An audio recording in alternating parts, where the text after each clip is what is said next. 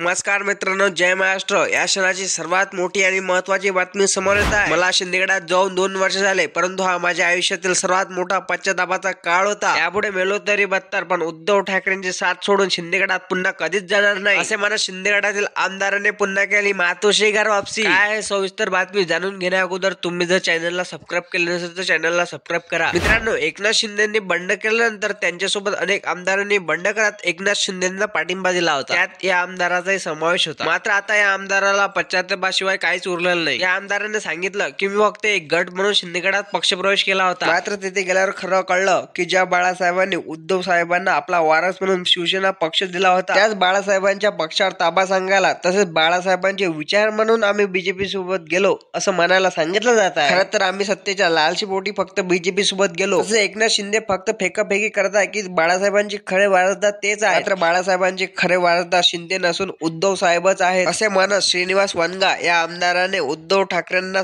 पक्षप्रवेशासाठी साथ घातली आहे. त्यामुळे आता पाहणं महत्वाचं ठरणार आहे की उद्धव ठाकरे या आमदाराला माफ करत पुन्हा शिवसेनेत पक्षप्रवेश देतील का? कमेंट करा आणि चॅनलला नक्कीच सबस्क्राईब करा.